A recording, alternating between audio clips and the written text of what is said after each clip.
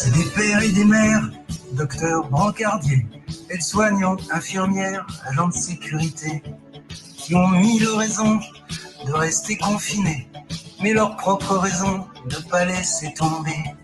Ils nous donnent du temps, du talent et du cœur, oubliant la fatigue, la peur, les heures, et loin des beaux discours, des grandes théories, à leur tâche chaque jour, sans même attendre un merci. C'est pas une varicelle, ça tue et ça nous tue. On a des infirmiers dans l'Est qui meurent, on enterre nos collègues.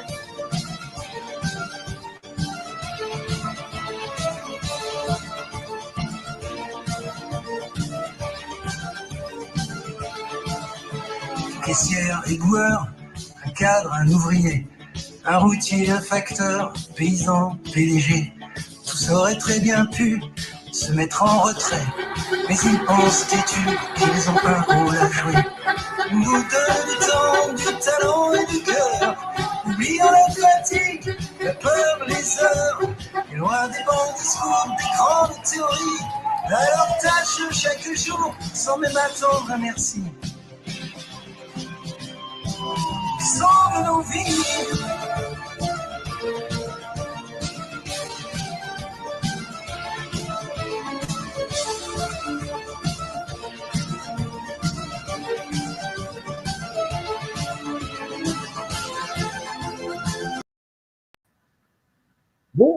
Bonjour à toutes, bonjour à tous. Il est 15h02, les amis spéciales quotidiennes, nous donnons la parole au domaine hospitalier, tout ce qui se rapproche, bien évidemment, de l'épidémie, qui sont terminaux à faire.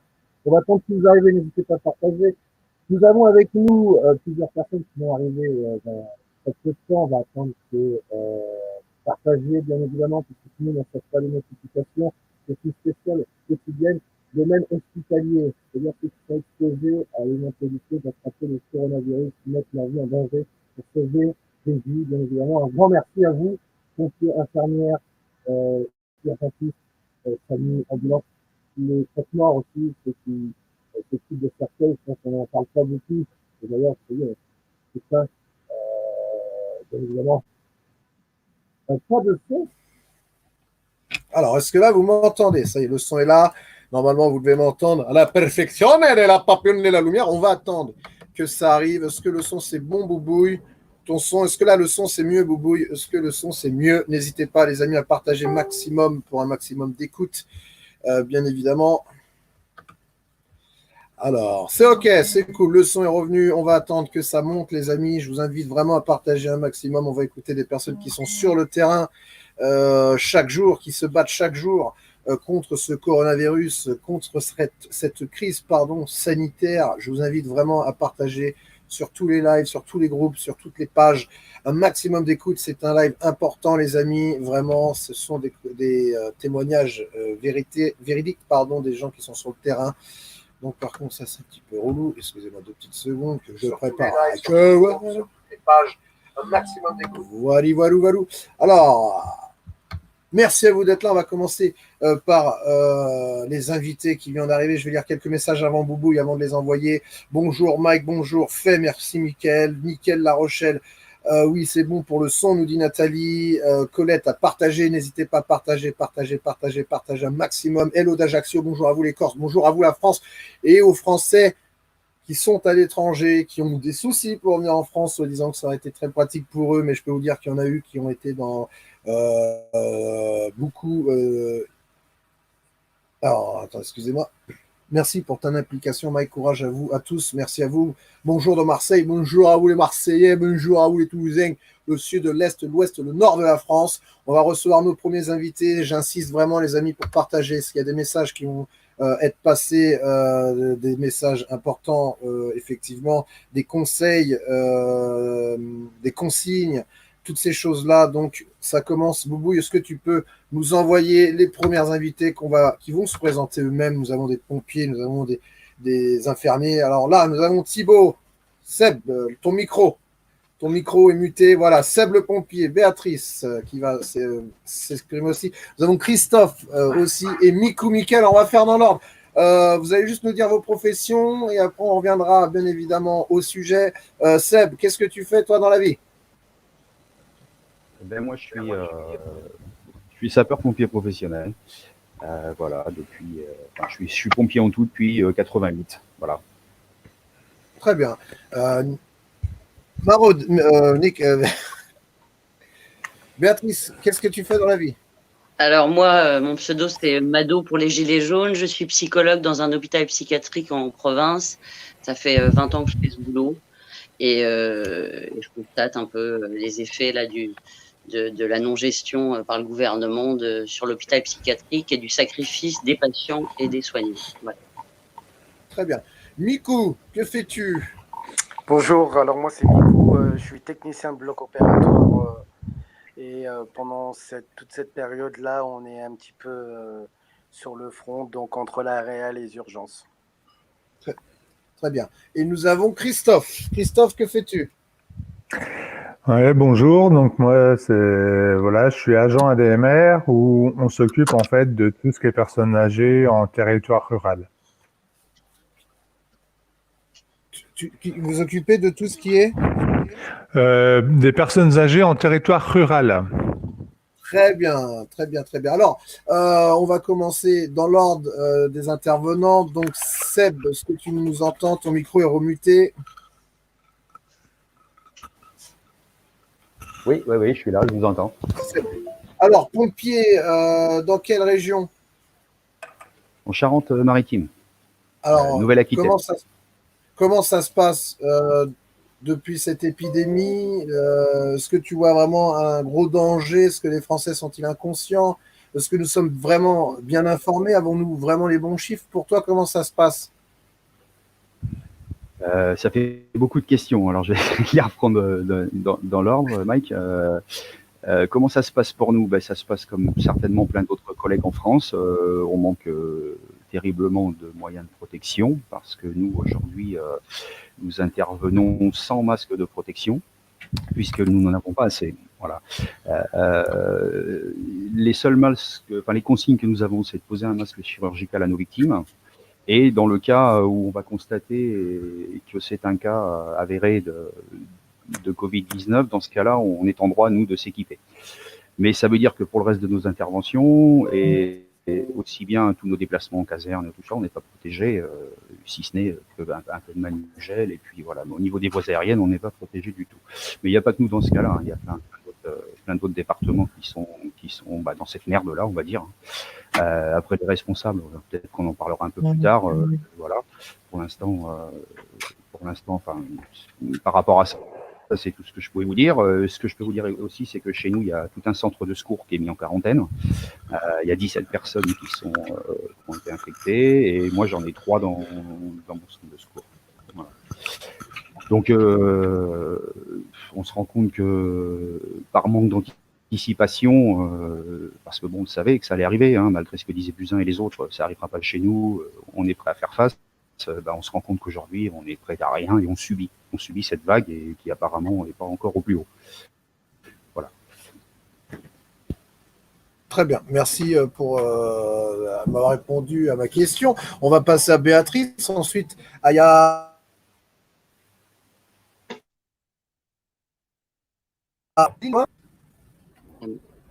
Alors j'ai pas entendu, ça a coupé. Tu m'as posé une question. Alors, la même que Seb. D'accord. Comment dans votre domaine? Alors nous, dans les services de psychiatrie, donc pour les patients hospitalisés et pour les soignants qui sont avec eux, depuis 15 jours, aucun masque, voire interdiction. On a eu, je dis bien, interdiction de porter des masques en disant ça va inquiéter les patients, en sachant que dans les services, ça marche ou pas là? Oui. Ouais, ok. En sachant que dans les services, donc les services sont fermés, on peut un peu aller se balader dans le parc, mais donc les patients et les soignants sont en contact. Il faut savoir que si on est hospitalisé en psychiatrie, c'est qu'on va pas bien, avec parfois des pathologies très lourdes de la psychiatrie, à qui c'est compliqué d'expliquer qu'il faut garder une distance de sécurité, qu'il faut se laver les mains, qu'il faut pas y avoir de contact. Donc les patients sont à la fois en contact entre eux, les soignants en contact des patients, et avec cette interdiction jusqu'à hier ou depuis hier, en fait, dans les services, on a le droit de porter les masques. On avait un peu de gel hydroalcoolique, mais distribué au compte-gouttes, avec cette idée qu'on allait encore une fois abuser, nous les soignants, du gel. Mais donc on a déjà nous des cas de Covid chez les médecins. On voit très très peu les médecins dans les services, mais les 3 grands médecins sont Covid. Une a été hospitalisée, un patient également hospitalisé. Et nous, ce qui pose problème aussi, c'est que nos patients de la psychiatrie à l'hôpital général, on n'en veut pas trop parce qu'ils sont difficiles à gérer. Voilà, donc c'est extrêmement tendu. Et que mes collègues, enfin, on va bosser la boule au ventre depuis 15 jours en se disant, bon, bah, j'espère que je vais le traverser sans que ce soit trop grave. Voilà ce qui se passe. Très bien. Merci de votre témoignage. On va écouter Mikou. Mikou, comment ça se passe? Comment ça se passe, pour toi quand tu es en activité dans les hôpitaux? Qu'est-ce que tu vois? Alors, pour information, la moitié des blocs, on va parler sur des structures privées, puisque dans le public, c'est différent. On voit que dans le public, on a un tout petit peu plus de moyens, je dis un tout petit peu plus, même si on n'a pas grand-chose, que dans le privé. Faut savoir que la moitié des blocs opératoires ont été fermés énormément et on garde absolument les urgences. Les salles de réanimation, les salles de... Pardon, excusez-moi. Salle de réveil qui a été réquisitionnée et aménagée en salle de réa. Il faut savoir que, bon, je reviens à ce qu'elle disait, je ne sais plus le prénom, Mado.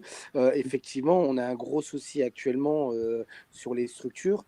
On avait interdiction encore de porter des masques, pas par rapport au fait qu'on risque de faire peur aux gens, c'était plus sur le fait qu'il n'y avait pas assez de masques, que c'est une difficulté, et on nous a dit qu'on a pris le virus à la légère en prenant les Italiens et les Chinois pour des guignols niveau médecine, et on s'est retrouvé dans une situation qui était difficile aujourd'hui où on l'a pris à la légère. Donc on se retrouve dans une situation aujourd'hui où on est en train de vider tous les services des étages dans les structures où on est, que ce soit les ambulatoires, réquisition des ambulatoires, puisque les ambulatoires, il faut savoir que c'est des ambus, donc c'est ouvert que le matin et le patient il ressort le soir. Et donc on a réquisitionné les ambulatoires, l'ortho, on fait que les urgences et on a gardé un tout petit peu du service ouvert pour pouvoir accueillir les personnes âgées qui font des chutes ou même des personnes qui ont eu des accidents, mais très peu. Et maintenant, on pense que dans quelques semaines, dans quelques jours même, je dirais, il y a la saturation des hôpitaux en Île-de-France, je parle bien en Île-de-France, qui sera bookée. On n'aura plus de place pour les patients. Et là, c'est qu'une question d'heure. Et là, on parlera, tu vois, provisoirement, dans les temps qui arrivent, on va parler, tu vois, sur les patients par manque de place, manque de temps, manque de matériel. Mais pour revenir, voilà, au niveau des masques, donc là, seulement les personnes qui nous ont dit qu'il ne fallait pas porter de masque, à partir d'il y a quelques jours, nous ont dit de porter des masques. Et on vient d'apprendre que la moitié, toutes les personnes qui nous ont interdit de porter des masques sont positifs au Covid-19. Et voilà, on n'en parle pas, mais régulièrement, il y a eu pas mal de personnes positives au Covid-19 et on a eu beaucoup de collègues en France qui sont décédés de ce virus, que ce soit des médecins, que ce soit des brancardiers et des soignants. On n'en parle pas tous les jours pour éviter de faire peur à tout le monde. Mais voilà, pour ma part, c'est bien plus grave qu'on pensait. J'ai été le premier à dire que ce virus-là n'était pas plus grave qu'une grosse grippe. Donc, je suis revenu en marche arrière et ce virus-là est vraiment très dangereux.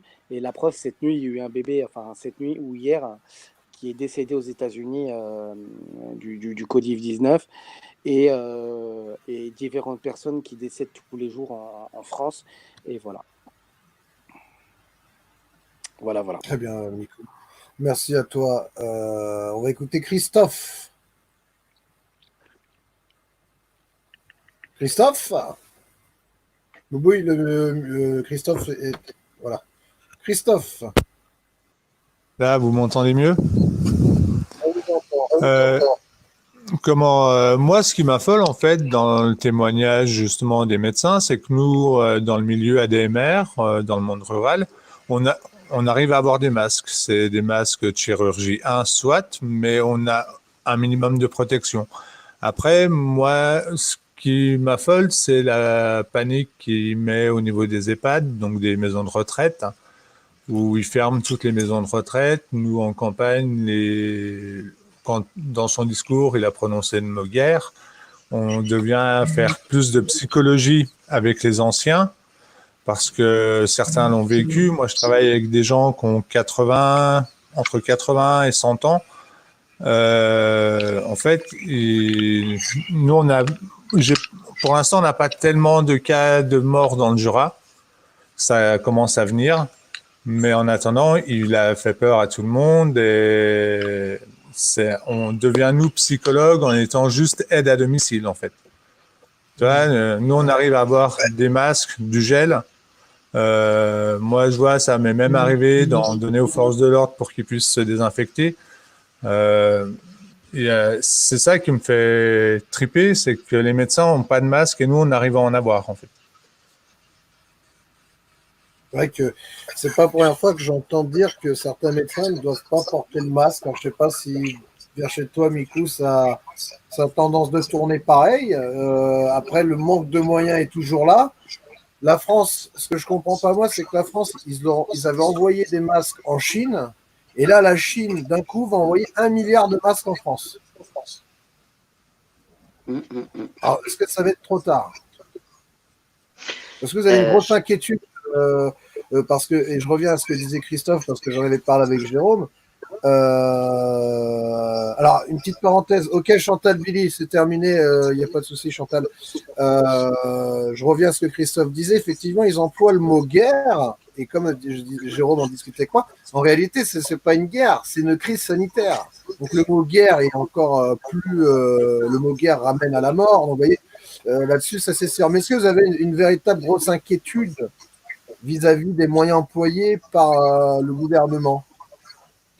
Bah, dire que on serait pas, enfin, dire que je ne suis pas inquiet, parce que je parle au nom de moi, mais au nom de diverses personnes, dire qu'on n'est pas inquiet, ce serait être inconscient.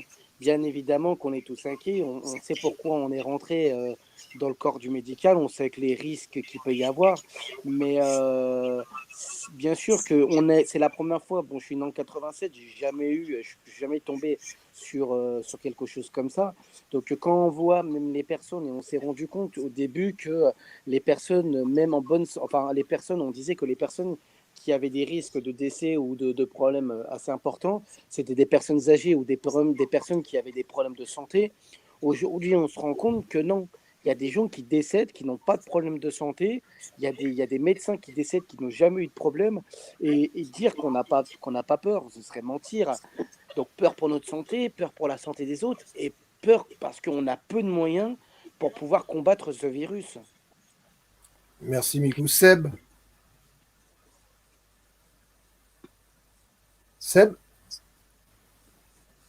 Oui, pardon. Je suis en train de gérer mes problèmes d'alimentation d'ordi. Ah, d'accord. Alors Seb, toi, est-ce que tu sens même auprès de tes collègues une grande inquiétude? Alors, ça se ressentir, ouais. Alors, tu sais, chez les pompiers, on est tous un petit peu, on a pas des égaux, mais on est toujours plus fort que les autres, quoi. Et donc, ça fuitait pas trop, mais on se rend compte maintenant que les gens, même s'ils le disent pas ouvertement, que ça commence à discuter dans les coursives, on va dire, et on voit bien les inquiétudes. Il y a des collègues qui ont leurs proches, quelques proches qui sont malades, pas forcément atteints, mais qui sont malades. Donc c'est inquiétant aussi parce qu'on se pose toujours la question de savoir si c'est nous qui ramenons ça à la maison, puisque la plupart de nos familles sont confinées, comme tout le monde, enfin comme tout le monde devrait l'être. Donc forcément qu'il y a des questions qui se posent et l'inquiétude sur les missions qu'on fait, les différentes missions, puisqu'on ne sait pas les gens sont infectés par les signes pour être porteurs du virus, quoi. Et ça, c'est forcément que l'inquiétude elle est présente. Ouais. Et vous, les pompiers, vous êtes amenés à intervenir à chercher des personnes qui seraient susceptibles d'avoir le Covid-19? Alors, bien sûr qu'on est appelé à le faire. Ouais. Ce qui se passe, c'est que avec la régulation médicale, quand nous on est sur les lieux, on passe des bilans à la régulation centre 15, et en fonction du bilan qu'on passe, beaucoup de patients sont laissés à la maison en ce moment. Notre pic d'activité, on va dire, au niveau du score à victime, un peu, mais d'autant plus parce que forcément les gens sont moins confinés, donc il y a moins d'activité en ville, moins d'activité en campagne, donc ce qui réduit fortement les accidents de la route et toute autre intervention qu'on pouvait faire. On est principalement sur du secours à victimes. Mais par contre, les patients restent essentiellement chez eux s'il n'y a pas de détresse vitale pour l'instant, parce que les hôpitaux commencent à être submergés, quoi. Mais autrement, bien sûr, oui, on transporte des gens qui peuvent être atteints. C'est sûr. Alors, une petite parenthèse, les amis. Vous voyez, là, je viens de lire un message. On est plus de 600, il n'y a que 23 partages. Il est impératif de partager un maximum parce que s'il y a d'autres personnes des corps de ce métier-là, ils peuvent intervenir en live pour en parler. Seulement des personnes qui sont dans ce domaine, pompiers, infirmières, ambulanciers, et pas tout ce qui est dans la... Vous êtes mis à exposition, bien évidemment, à risque de prendre... même les caissières et autres, c'est uniquement pour ces personnes-là. Donc Boubou, il va mettre le lien et je vous invite vraiment à partager, les amis. Il n'y a que 23 partages, on est quand même 600 personnes. On parle pas on parle pas de bisounours ou de savoir quel temps fera-t-il demain. On parle quand même du coronavirus, si on peut avoir des conseils, si on peut avoir la réalité des choses, parce que je pense que certaines personnes ne réalisent pas encore le véritable danger. Donc je vous invite, les amis, vraiment à partager un maximum ce live pour avoir un maximum d'écoute. Une question à vous quatre à vous poser. Pour vous, le responsable de tout cela, c'est qui ? Capitalisme. Et puis écologie qui s'est dégradée. Je voulais dire un mot, moi, sur le mot guerre. Sur le mot guerre, le gouvernement qui s'y est pris comme, qui savait dès le 29 janvier, quand ils nous ont pondu le 49.3 au Conseil des ministres. Il y a eu un Conseil des ministres quand même le 29 janvier, le matin. Et l'après-midi, on nous balance le 49.3, alors que le Conseil des ministres, normalement, était censé finalement se réunir par rapport au Covid. On sort de là, ils avaient des papiers de l'OMS qui disaient bien qu'il allait avoir une pandémie, que ça allait être une épidémie, que ça allait se diffuser partout. Et Buzyn prend la parole pour nous dire qu'il n'y a pas de problème. Et le même jour, on nous balance le 49.3. Donc, je suis, moi, très, très en colère. Et quand j'ai entendu parler le mot guerre et le mot héros, nous, les soignants à l'hôpital, ça nous fait hurler. Le mot guerre, ça signifie très bien qu'il va falloir il va y avoir des dommages collatéraux, qu'il va y avoir du choix à faire dans le tri des malades. Donc, les précaires, les SDF, les fous, les vieux, on va les laisser, il n'y aura pas de place pour eux. Il va falloir faire un choix. Ce sera la médecine de guerre. Donc, moi, le mot guerre me fait bondir.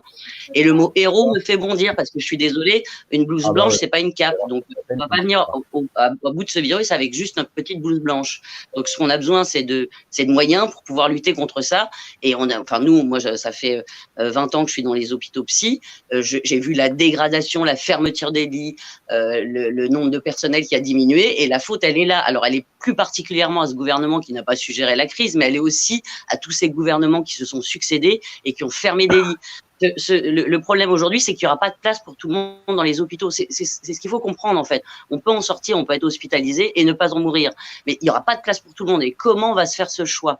Comment se fait le choix aussi pour ceux qui doivent se faire dépister ? Pourquoi, moi, c'est les 3 médecins, les grands chefs qui se font dépister, alors que nous, on tourne dans l'hôpital, on ne se fait pas dépister. On dit qu'il n'y a pas de test pour nous. Il n'y a pas de test pour les patients, sauf quand ils décompensent vraiment.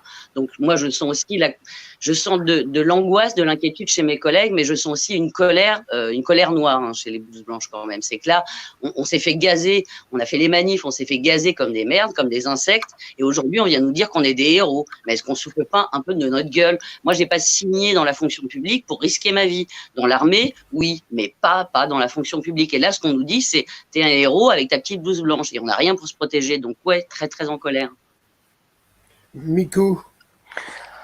Alors, il y en a tellement des choses à dire. Je reviens justement sur ce qu'elle disait, Mado. C'est vrai que la complication, elle est très difficile actuellement. On nous a pris pour des cons depuis le début. Ça, c'est des choses que je pense que, vous savez, moi, j'ai la chance d'avoir voyagé et j'ai vu un peu, j'ai énormément de contacts en Amérique latine, etc. Et on est quand même en France ici.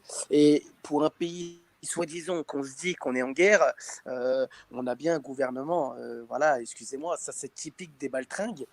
de mettre devant des salariés, de mettre des soignants, de mettre des pompiers, de mettre des ambulanciers, des caissières et du monde de s'exposer au danger.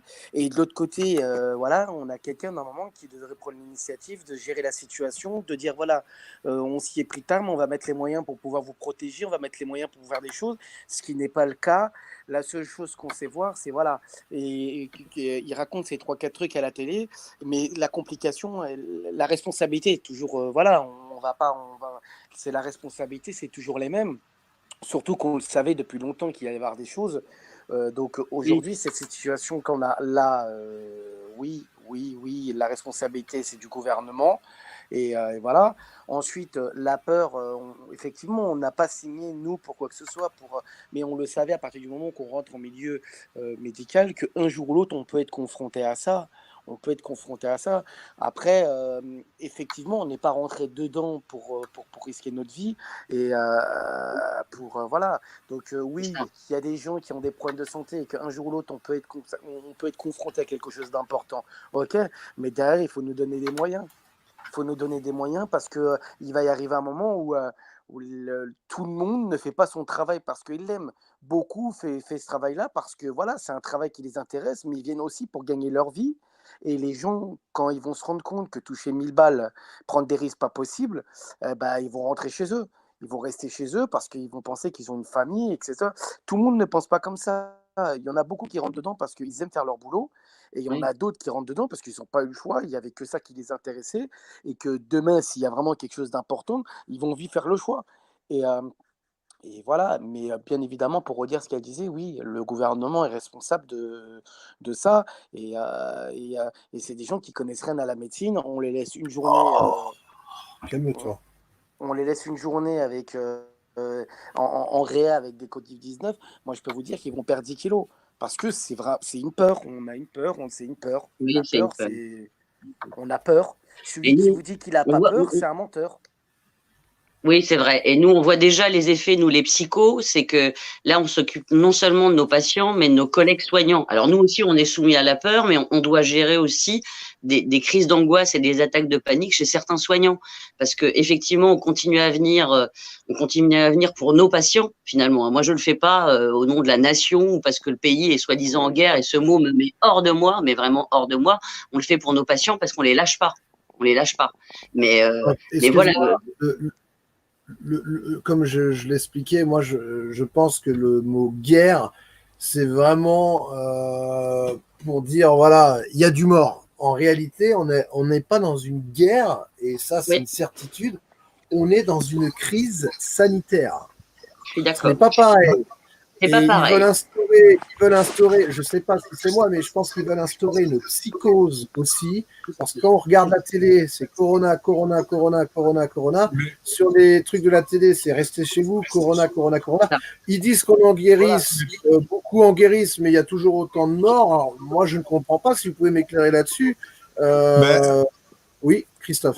Après, moi, je trouve que ce que tu viens de dire par rapport à la psychose, c'est intéressant. Moi, je le vois donc en campagne. C'est tellement ça en permanence à la télé que les gens ont peur de sortir, ont peur même de causer à leur voisin s'il est à 5 mètres d'eux et que chacun est dans sa cour. Tu vois, mais il y a un moment... Est-ce que le Français a pris véritablement conscience de ce qui se passe? Parce que excuse-moi, dans certaines villes, dans certains endroits, on voit des gens dehors dans la rue en train de marcher normal. Dans les magasins, il n'y a pas de mettre tout le monde dedans, il n'y a pas la queue, les distances de sécurité. Je suis d'accord, mais regarde, là, toi, tu viens de me parler d'un truc que je trouve, moi, sympathique à causer dessus, c'est les magasins. Pourquoi ils ferment pas les magasins et qu'ils laisseraient pas les marchés en plein air vivre? Tu vois, quelque part, même si on est dans une crise sanitaire qui est indéniable, ils cachent aussi leur crise économique derrière cette crise sanitaire. Donc, ils nous demandent toujours à nous d'en faire plus. Quand on écoute son discours, c'est « je vous demande, je vais vous donner une prime ». Mais la prime, qui c'est qui la donne en réalité? C'est pas l'État, c'est le patron. Donc moi, pour tous les médecins, tous ceux qui sont en hôpitaux, je comprends, mais c'est pas une prime sur l'année où tu vas gagner, ah ouais, ce mois-ci, je gagne 1000 balles de plus, mais le reste du temps, je reste au même salaire, on n'augmente pas mon salaire. et on va être obligé d'apprendre à faire autrement.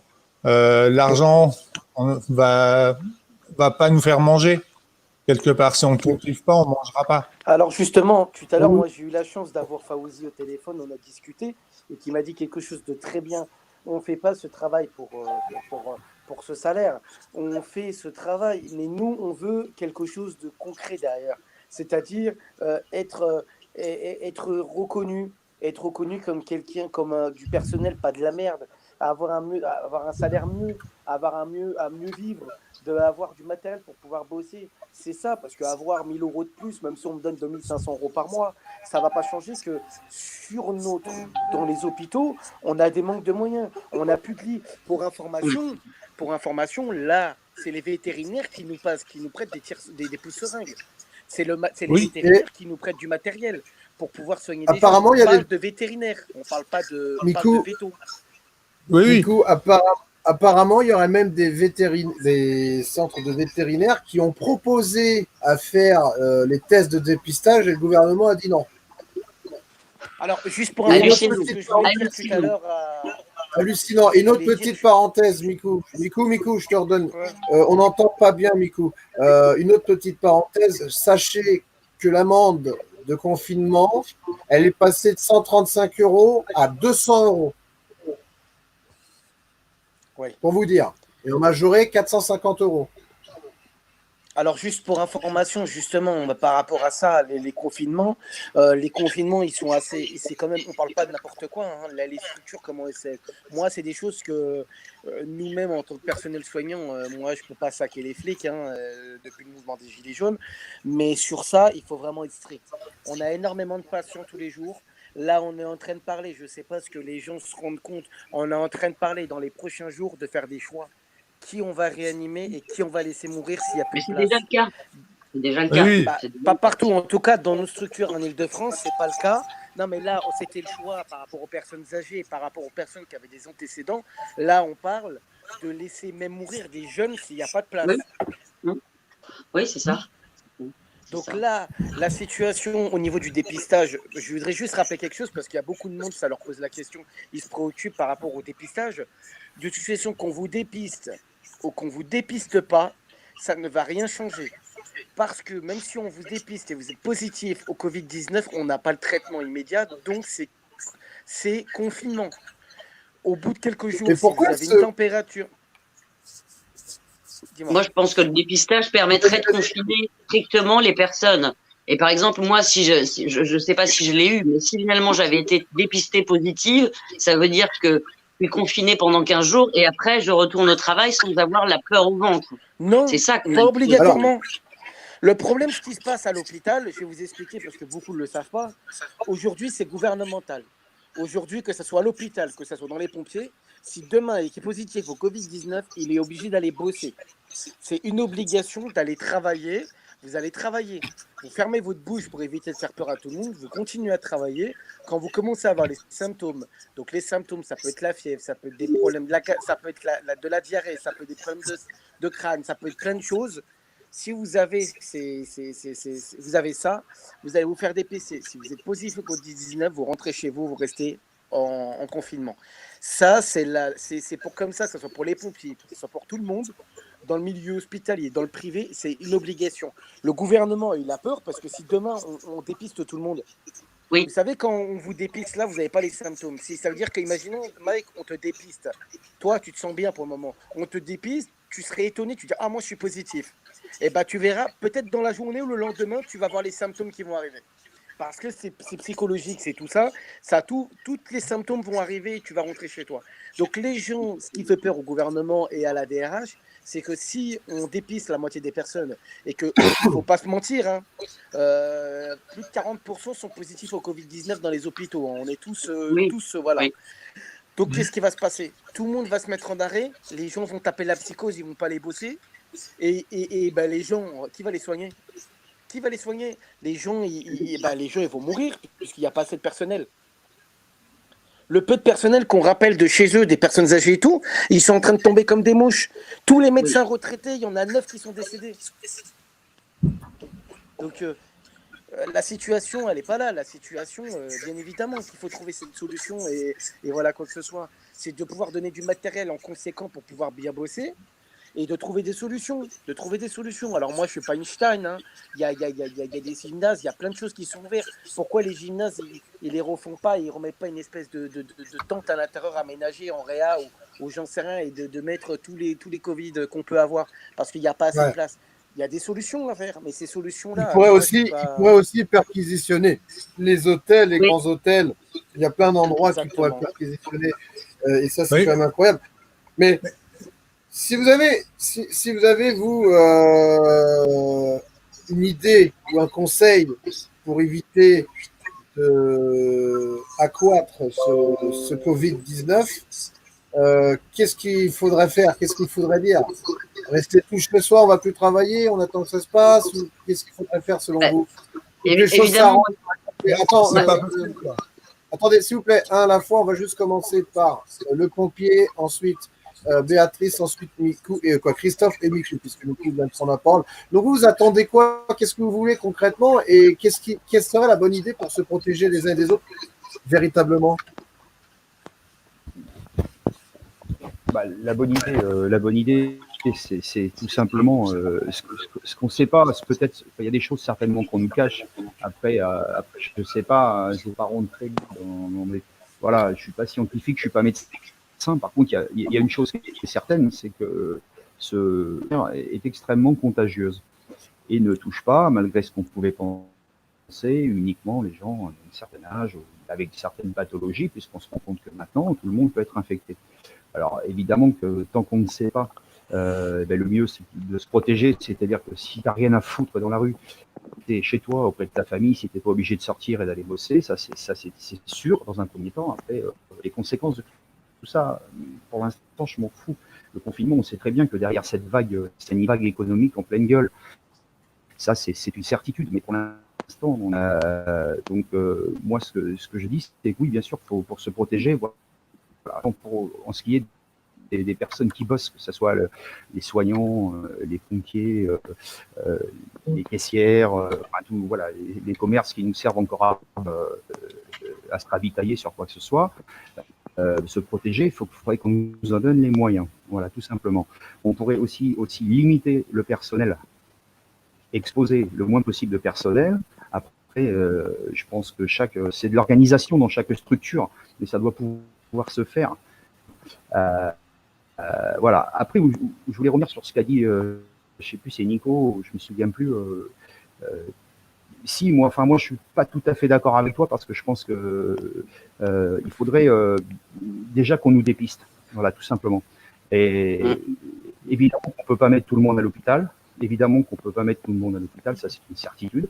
Mais si on nous dépistait et qu'on commençait à nous traiter avec soi-disant le fameux traitement, on ne va pas revenir sur le truc du docteur Raoul, à moins que vous vouliez qu'on en parle tout à l'heure, mais moi je dis que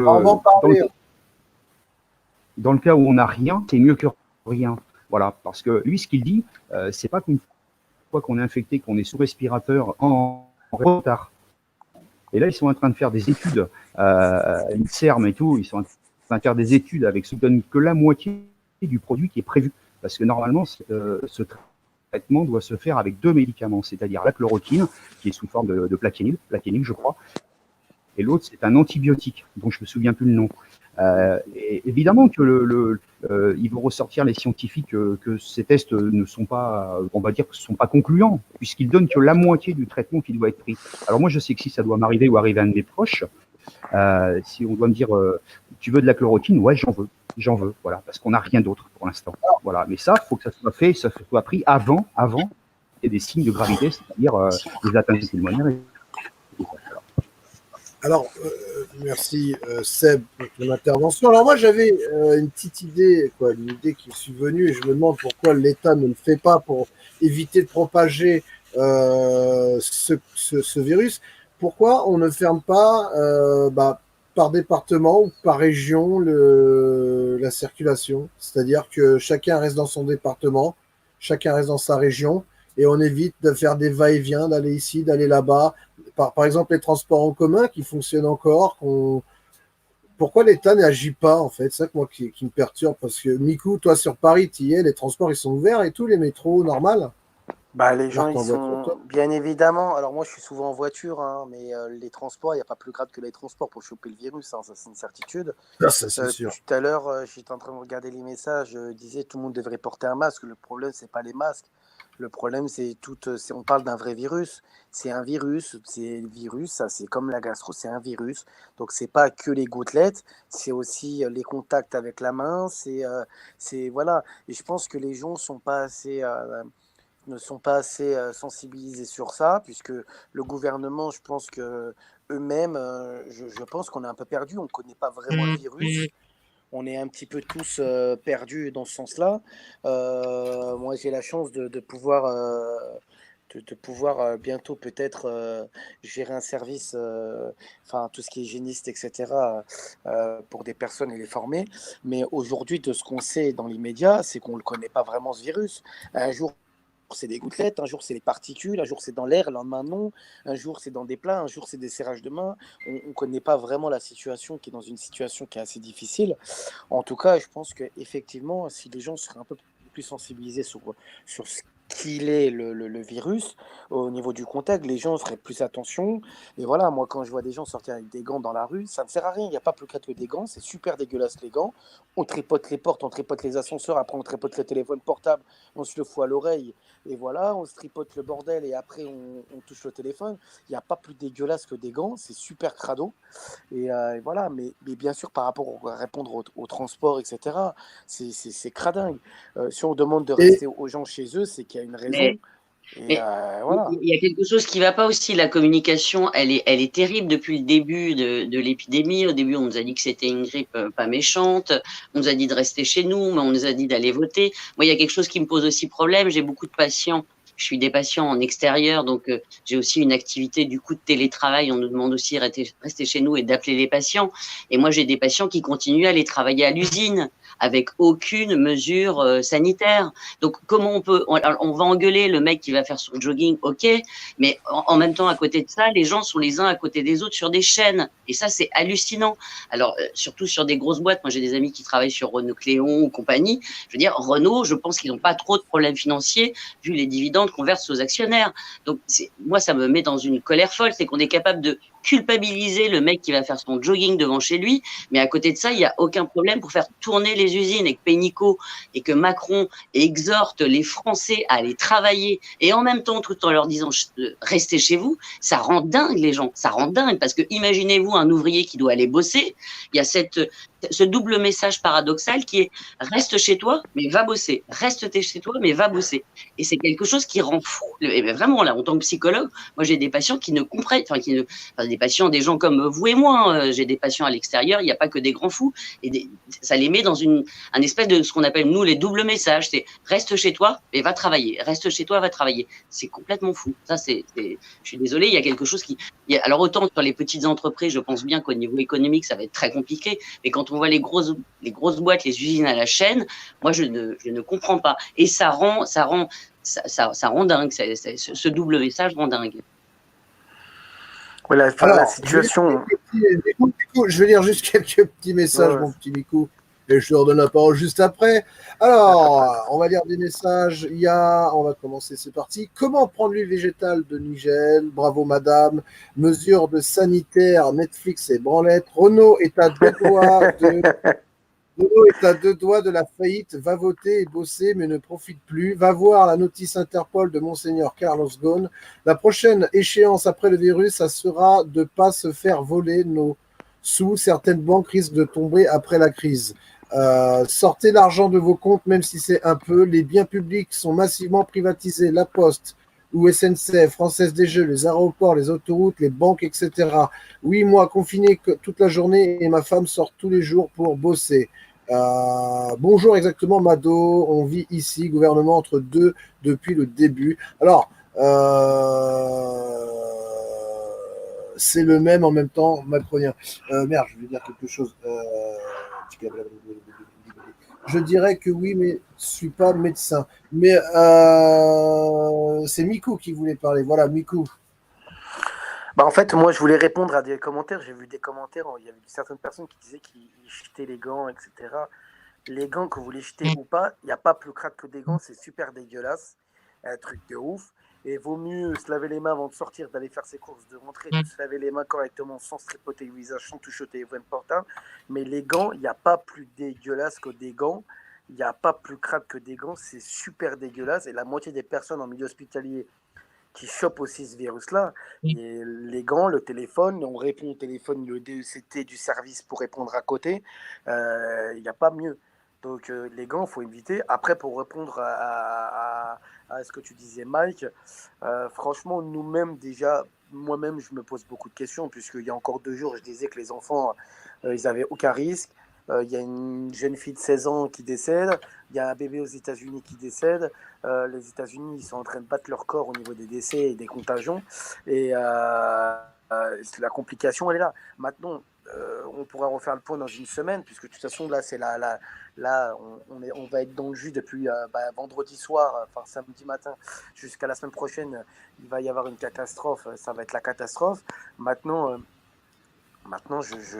franchement, je ne sais pas quoi pouvoir dire exactement. La difficulté, elle est là. Hein. On va vous montrer une vidéo après qui est quand même exorbitant et on va vous montrer le palmarès de la personne dans quelques instants. Mais une question là à Seb, Béa et Mikou. Le masque, le fameux masque, faut-il le mettre positif, faut-il le mettre tous les jours? Parce que moi, on m'a dit, le masque, en fait, il sert, alors certes, si tu as le virus, ou en fait, en mettant le masque, et si tu ne mets pas de gants, comme expliquait Migou, ou même si tu mets des gants, puisque ça revient même, tu as des microbes sur les mains, et ben comme le réflexe de l'homme, en général, il se frotte le nez ou la bouche ou quoi, c'est pour éviter de s'apporter le virus. C'est pourquoi, à votre avis?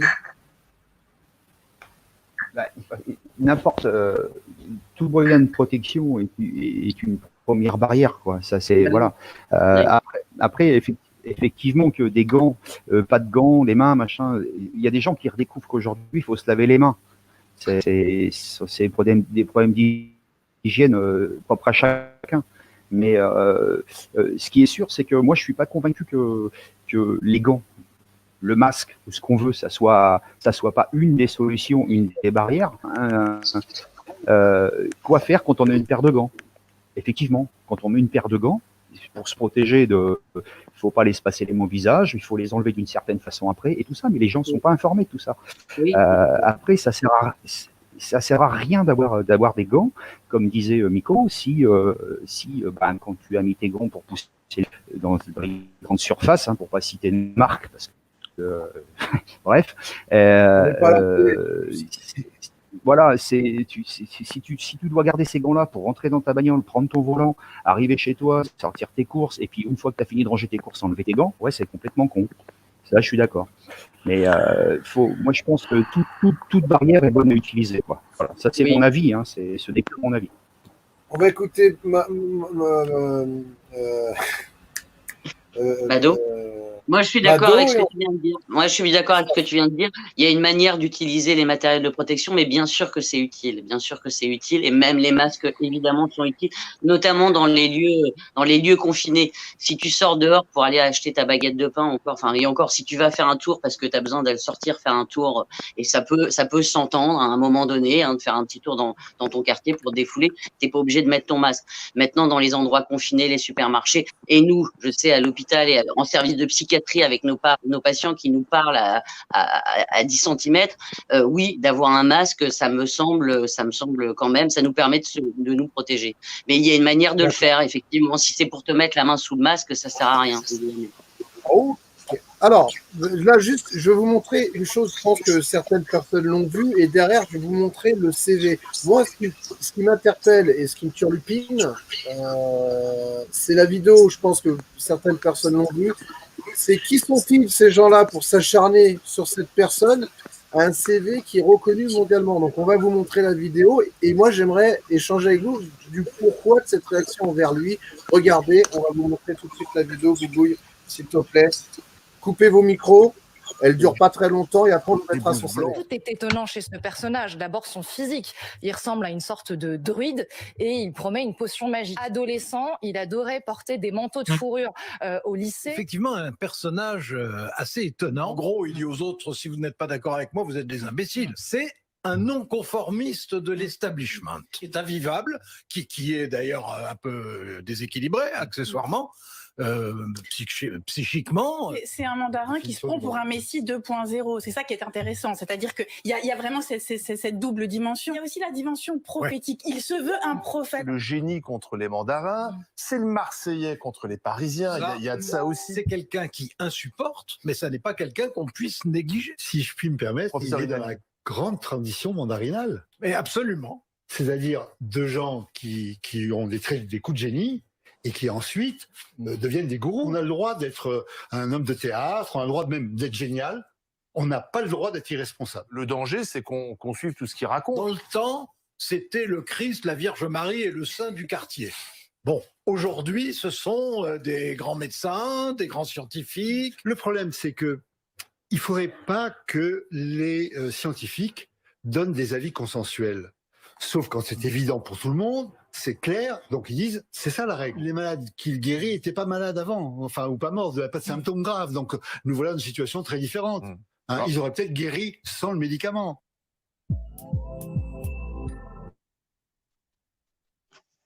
Ah, alors voilà, il parle du professeur, on va voir son CV.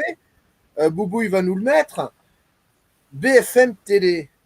Quel message veulent-ils nous faire passer? C'est la question que je me demande. Regardez de qui il parle. Regardez bien. Qui c'est? On va zoomer. Didier Raoul. Regardez. Président Fondation Méditerranée d'infection. Depuis 2011. Unité de la recherche sur les maladies infectieuses et tropicales émergentes. 2008-2017. Président d'université universitaire de la Méditerranée ex de Marseille, 94 à 99. Biographie, naissance, bon, à Dakar, nationalité française, domicile à Marseille. Distinction Grand Prix de l'ICM en 2010. Officier de la Légion d'honneur. Il parle d'un mec qui a reçu la Légion d'honneur. Bon, vous me direz maintenant, la Légion d'honneur, on la donne maintenant aussi à n'importe qui. Commandeur de l'Ordre national du mérite. Donc, c'est pas rien, ce monsieur. Comment ose-t-il parler de cette personne de cette façon-là? Qui sont-ils? Veulent-ils nous mettre une pression ou veulent-ils empêcher les gens de guérir? C'est la question que tout le monde se pose. Donc, moi, j'aimerais avoir votre avis. Quel est l'intérêt de BFM de descendre une personne comme ça? Il y a Sébastien qui vient de nous rejoindre et on lui donnera la parole après. Bonjour Sébastien. On va faire dans l'ordre, on va faire Thibaut, Seb, pardon. Allô? Mado. Christophe, Mikou, et ensuite on écoutera Sébastien. Seb, pompier, on t'écoute. Ouais, Mike. Écoute, enfin, voilà, on connaît tous ces chaînes-là. Hein, ça fait bientôt 2 ans qu'on les subit, même avant, mais un peu plus fort. Quand j'entends des... Oui, on t'entend, oui, Seb. Seb, on t'entend. Je fais parler le pompier, Mado, Christophe, Mikou, et ensuite on laissera Sébastien. Ouais, tout ça pour dire que moi, quand j'entends des Duhamel, des Patrick Cohen, enfin, et puis toute cette clique de pseudo-journalistes ou chroniqueurs à la botte, à la solde du pouvoir et de l'oligarchie, j'en ai strictement rien à foutre. Autre chose, il y en a un, je sais plus lequel, si c'était Duhamel ou un des autres blaireaux de ces chaînes-là de propagande, qui disait c'est le Marseille contre Paris. Non, c'est pas, pour moi, c'est pas ça. C'est tout simplement un chercheur qui a pas peut-être les mêmes avis que le fameux INSERM avec les fameux scientifiques à la botte du pouvoir en place. Et voilà, et tout simplement, c'est pas la guerre des Parisiens contre les Marseillais, c'est la guerre du Marseillais, on va dire, contre les lobbies pharmaceutiques. Voilà le truc où il est. Pour moi, c'est exactement ça. Je fais partie d'un petit collectif, là, d'une chaîne qui s'appelle Canal Concorde, et on avait reçu quelqu'un, justement, j'avais fait un petit travail sur professeur Girardi contre les vaccinations. Pas contre la vaccination, il faut savoir qu'à l'époque, en 2014, le chiffre d'affaires mondial de la vaccination était de 27 milliards. 27 milliards. Imagine aujourd'hui le mec qui va trouver de quoi résoudre cette crise sanitaire. Je te dis pas le chiffre d'affaires derrière que ça va pouvoir engendrer. Donc le professeur Raoul aujourd'hui avec son Plaquenil à 2,50 € la boîte, bah forcément que ça dérange. Voilà, je suis pas scientifique, encore une fois, je le répète, mais voilà ce qu'il y a derrière tout ça. Et quand tu as toutes ces chaînes de merde à la solde, cette oligarchie et ce lobby pharmaceutique et toutes ces merdes-là, j'en ai rien à foutre, Mike. Excuse-moi, hein, mais voilà. C'est normal, mais c'est juste, nous, on a l'esprit éveillé, la conscience éveillée, mais ceux qui regardent la télé, tu vois, on peut leur laver le cerveau. On va écouter la réaction de Béatrice, de Mikou et de Christophe, et ensuite on reviendra à Sébastien. Il y a une question aussi que je vous poserai de Catherine, qui est une très bonne question, qui dit, alors je pense que c'est ceux qui sont dans le domaine hospitalier qui pourront nous répondre, une question, les malades à l'hôpital ont quel traitement médical? C'est la question qui sera après, donc on va juste finir sur ce sujet. Béatrice, pour toi, la réaction quand tu vois BFM descendre un mec comme ça? Alors, parce que déjà, BFM, ils sont quand même ultra conformistes. Hein, ils vont se référer à un espèce de médecin débile, là, Simès, qui passe sur les sur les chaînes de grande écoute. Quand on connaît le milieu de la recherche dans le milieu médical, il y a beaucoup de personnages comme lui qui sont certes avec des looks pas possibles, qui sont peut-être un peu lunaires ou un peu particuliers. C'est en général d'excellents chercheurs, excellents chercheurs. Alors même certains peuvent être autistes Asperger, et c'est des gens brillants, intelligents, qui passent des heures, qui dévouent leur vie complètement à la recherche et en qui j'ai confiance. Je rejoins le camarade pompier en disant le problème de son traitement, c'est qu'il coûte pas cher et que quand même, il y a l'idée, enfin, je sais pareil, c'est juste mon avis, mais je me dis, un traitement qui coûte pas cher, c'est peut-être un peu gênant parce que les labos aimeraient peut-être un peu se gaver quand même dans l'histoire. Voilà. Mais sur la partie personnalité, moi, je l'avais vu cette vidéo, j'étais hors de moi en disant, mais mettez les pieds dans les labos de recherche, vous allez en voir des gens qui sont comme lui, avec les cheveux longs, qui sont comme ça dans leur monde, dans le monde de la recherche, mais pour pouvoir faire ce travail-là, il faut l'être un petit peu. Et pas avec la petite écharpe rouge sur un plateau télé, là, on leur laisse, voilà. Très bien. On va écouter Mikou. Alors Mikou, Christophe, si vous pourrez faire rapidement, parce qu'il y a Sébastien qui attend depuis tout à l'heure. Mikou, pour toi alors. Oui, pour moi quoi? Parce que ça bug depuis tout à l'heure, j'entends la moitié des choses. Alors j'essaie de suivre. L'acharnement qu'ils ont eu sur ce médecin du professeur Raoult. Bah, en même temps, BFM, c'est pas une référence. Hein. BFM, à quel moment ils ont dit des choses positives, hein. On a vu dans le mouvement des Gilets jaunes, on a vu dans plein de trucs, ils ont cassé du sucre, même dans des choses où il y a eu des guerres qui étaient vachement compréhensibles et que voilà, c'était tout à fait à 100%, on avait raison. On a toujours trouvé le moyen de casser. Mais eux, c'est des guignols. Moi, je prends pas, c'est pas une référence pour moi, BFM. BFM, voilà. Voilà. Oui, mais nous, après, nous on est conscients. la certitude. Mikou, nous, on en est conscients, mais la plupart des personnes qui regardent BFM Télé, tu sais, c'est vite de laver le cerveau des gens comme ça. Mais moi, la question qui m'intrigue, c'est pourquoi sur un mec qui veut juste dire, bon, bah les gars, voilà, j'ai certainement trouvé une solution pour sauver des vies, bah, on s'acharne sur un mec comme ça en le faisant passer pour un fou. Bah, tu sais, je vais te dire quelque chose aussi. On compare un peu son CV et on compare les gens qui essayent de lui mettre des bâtons dans les roues. Voilà, on est en train de contredire. C'est comme si que toi, tu contredis un prof de mathématiques, tu vois, alors que toi, tu n'es pas mathématique. Enfin, oui, pour te répondre juste à ta question, je vais t'expliquer. Je pense que c'est un problème financier. C'est là, on est en train de parler d'un virus qu'il va falloir mettre sur le marché, qui va peut-être valoir des milliards et des milliards d'euros, voilà. Et effectivement, si lui, il trouve le truc avec peu de moyens et qui coûte pas cher, effectivement, ça peut déranger énormément de monde, voilà, en cette situation. Maintenant, c'est un avis, c'est une idée que je te donne. Je sais pas la solution, pour quelle raison, hein, mais ça peut être énormément lié à des problèmes. Tu sais, c'est un business, hein, tout ce qui est labo. Il y a des mecs qui ne dorment pas jour et nuit. Il y a des mecs actuellement qui ne dorment pas jour et nuit pour essayer de trouver des solutions, trouver des choses pour le mettre sur le marché et pour que ça se revende des milliards et des milliards et des milliards d'euros et donc qui rapportent de l'argent aussi. Hein. Donc, d'accord. Alors, excuse-moi Mikou. Alors, on a une petite vidéo. Coronavirus très hostile au professeur Raoult. BFM Télé a beaucoup d'actionnaires communs avec le laboratoire Gilead. Donc ouais, c'est business.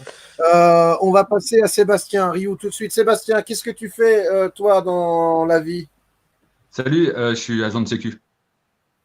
Donc D'accord. voilà, j'ai bossé en agent de sécu. Et pour venir à propos du professeur Raoul, comme d'habitude, il juge toujours sur le physique. Pour qui ils se prennent à juger un personnage sur son physique? Le mec, c'est son métier, chacun son métier. Eux, c'est journalistes. Donc ils ont qu'à bien renseigner les gens, chose qu'ils ne font pas. Et en fait, ce qui les emmerde, comme tout à l'heure disaient les collègues, c'est que le traitement, il coûte pas cher. Et eux, en fait, ils veulent sortir un vaccin qui va coûter cher, et ça les emmerde que le professeur Raoul passe pour le sauveur, entre parenthèses. D'accord. C'est rapide, merci. On va écouter Christophe.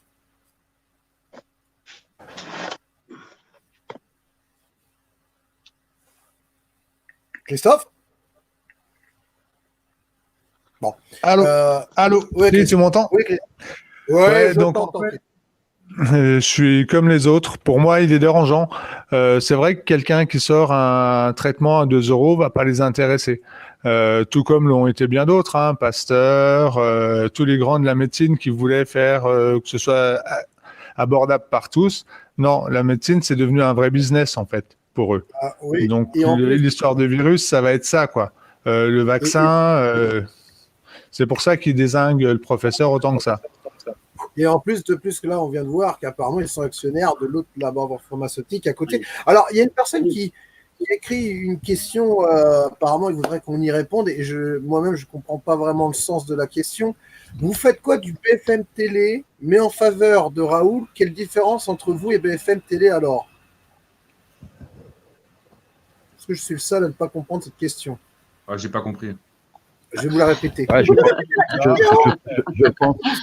Vous faites du BFM Télé, mais en faveur de Raoult.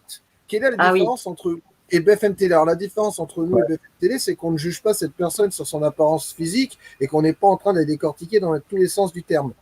C'est la différence que je pense. Après, je ne sais pas pour vous. Les journalistes, alors ce qui me fait rire, c'est que les journalistes sont censés être neutres. Et là, je ne vois absolument pas des journalistes neutres. Je vois des journalistes s'acharner sur un monsieur qui a fait des études, qui est reconnu aux États-Unis, qui est reconnu en France, qui est professeur et qui connaît ce qu'il fait. Et les mecs s'acharnent sur un mec. Et le journalisme est censé être neutre. Voilà, et là, honore la question. Donc, nous sommes neutres, on pose des questions, on ne comprend pas pourquoi du comment. On va passer à un autre sujet. Je vais vous poser une question. On va recommencer par Sébastien, Béatrice, Mikou, Sébastien et Christophe. Si vous avez des personnes dans le domaine hospitalier, les amis, je vous invite à partager vraiment un maximum ou en parler dans votre entourage pour que les gens puissent en parler. J'ai une question justement qui est dans le domaine hospitalier. Mikou, je pense que tu pourras peut-être nous répondre. Je ne sais pas si Sébastien Pompier pourra nous y répondre. Les malades à l'hôpital ont quel traitement médical? Qu'est-ce qui se passe quand tu as le corona ou tu es susceptible de l'avoir? J'arrive à l'hôpital. Quel est le traitement? Comment sont traités ces gens-là? Attends, alors j'en sais pas, je t'entends super mal. Là, ça bug un truc de ouf. La moitié de tes mots. Je vais écrire la question, je vais la coller. Je l'ai mise dans le privé de chat. Les malades à l'hôpital ont quel traitement médical? Est-ce que Seb le pompier, tu es au courant, ou Béatrice, ou surtout Mikou qui est dans le centre hospitalier? Est-ce que vous avez une réponse à cette question? Et les amis, j'insiste là-dessus, n'hésitez pas vraiment à partager un maximum. Je vais lire quelques commentaires. La diff, nous, on s'est fait gazer. Pauvre conne, il n'y a jamais eu de neutralité. Bravo cette émission. 777 spectateurs. Avez-vous vu la vidéo de Bigard? Ah, la Macronite, barre-toi, ta place n'est pas ici. C'est la DGSI, pote, lève-toi tôt, nous dit-on. Mikou, est-ce que tu as compris la question? Les malades à l'hôpital, quel traitement médical? Tu parles par rapport au Covid-19? Voilà, quel traitement médical ils ont une fois qu'ils sont à l'hôpital? Comment ça se passe? Alors en fait, quand ils viennent à l'hôpital, alors tout de suite dans les médias, alors je t'explique. Quand le patient n'est pas positif au Covid-19, il vient pour des symptômes, par exemple mal de ventre, ça fait 3-4 jours, enfin ça fait 2 jours qu'il est vraiment pas bien, et que ça peut être effectivement dans les symptômes du Covid-19 ce qu'il a. Pour le moment, tout patient qui vient à l'hôpital aujourd'hui est potentiellement porteur du Covid-19. Donc nous, on l'emmène au scanner, on lui fait faire un scanner, on lui fait faire un scanner abdominal ou à l'endroit où il a, et effectivement, ou thoracique, c'est surtout thoracique, ou abdominal, on dépend tout, non, mais surtout thoracique pour voir sur les poumons, et on voit si effectivement, à combien de pourcents pour être positif au Covid-19. Donc il y a des tâches au niveau des poumons et tout, et là on sait approximatif à combien. Parce qu'on sait c'est des tâches qui peuvent prendre 30%, 20%, 10%, 80%, et là vraiment tous les poumons c'est de l'AREA. Donc là à ce moment-là on le met en Covid-19, donc là il y aura quand même un test. Il y a quand même un test qui va être fait pour être sûr à 100% qu'il est bien positif au Covid-19. Par la suite, pour le moment, il est chez les Covid-19, donc il va être branché. Et pour le moment, on va le mettre sous antibiotiques pour lui faire descendre la température. Et dans l'immédiat, comme on n'a pas trouvé le traitement et quoi que ce soit, il n'y a pas grand-chose à faire en fait. Alors, mis à part, Ils sont mis sous oxygène, Ouais, dans un voilà, premier sous oxygène, et puis Ils c'est tout vont- quoi. hein. Ils ont passé des commandes sur le masque du Décathlon. Vous savez, vous nagez dans l'eau pour respirer. Ils ont fait des commandes de ces masques-là dans les hôpitaux français et dans le monde. On me dit, quand tu arrives à l'hosto avec des symptômes sérieux, le patient n'a quasiment plus de virus, tu passes juste en réa. Non, pas forcément. Non. D'abord Non. sous oxygène. Quand il y a une première détresse respiratoire, on met les patients sous oxygène. L'AREA, c'est quand ça se complique vraiment et que les poumons peuvent plus du tout faire leur travail. Et là, ils sont intubés et Alors, mis sur oxygène. après, ça dépend, parce que la réa, tout dépend des structures. Effectivement, de plus en plus, les structures, on appelait anciennement les réa, maintenant, c'est de l'USIC. Et de plus en plus d'USIC et de réa, on garde les gens en observation de plus en plus. Il y en a plein qui sont assis sur un fauteuil, qui sont en réa. Mais voilà, c'est plus parce que la réanimation, on dit réa, parce que les réa sont beaucoup plus petites, il y a beaucoup plus de personnel qui peuvent passer beaucoup plus de temps à s'occuper des patients. Et du poste de soins, on a toutes les télés pour voir en direct comment ça se passe dans les chambres, les constances, etc. et tout ce qui se passe après. Mais à l'époque, effectivement, ce qu'elle disait, il y a encore très peu de temps, hein, on était comme ça.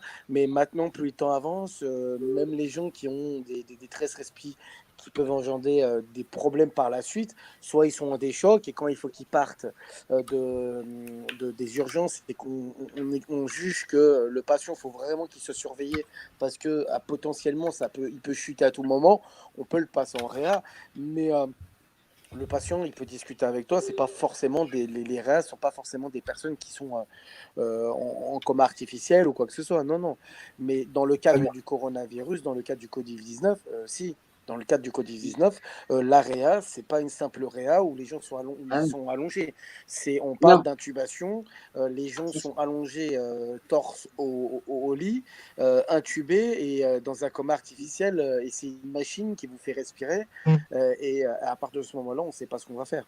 On ne sait pas si la personne va mourir, on ne sait pas s'il va réussir, on ne sait pas si... Ce qui est difficile aussi, c'est qu'il faut savoir que le séjour... Excusez-moi, je mets une parenthèse pour vous montrer la stupidité humaine. Depuis tout à l'heure, je vous écoute et en même temps, je jette un coup d'œil sur les commentaires. Et il n'y a pas d'autre terme. Il y a vraiment des gros connards de merde qui, même dans des sujets importants, arrivent à trouver le temps à se foutre de la gueule du monde. Donc, ce qu'on va faire maintenant, les amis, avec toute votre aide, tous ceux qui regardent, dès qu'on repère un troll, on vous le signale et vous amuserez tous à signaler leur page, comme ça leurs pages vont sauter. Comme ça va être comme ça. On veut se foutre de la gueule du monde. Il y a des gens qui sont morts.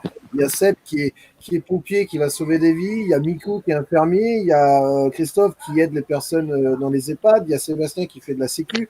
Et il y a Béatrice qui est psychologue. Et tu as quand même des gens qui viennent et qui se foutent de la gueule du monde. Et donc c'est quand même incroyable. Donc au prochain troll qu'on a, on vous les signale, on vous les mettra en commentaire ici, puis vous irez sur la page, les signaler, comme ça ils s'amuseront à recréer un nouveau compte Facebook. Voilà. Je fais une petite parenthèse parce que je trouve que c'est inhumain un peu de trouver à se foutre de la gueule du monde ou à faire de la merde sur des sujets comme ça, quoi. C'est un petit peu con. C'est surtout que ce type-là, il va peut-être se retrouver dans nos services et il va falloir qu'on s'en occupe. Donc, si ça peut le faire rire, il rira moins si on doit s'occuper de lui. Ça montre la mentalité des Français, c'est incroyable. Peut-être un adepte de BFM. On s'occupe de tout le monde, même des cons.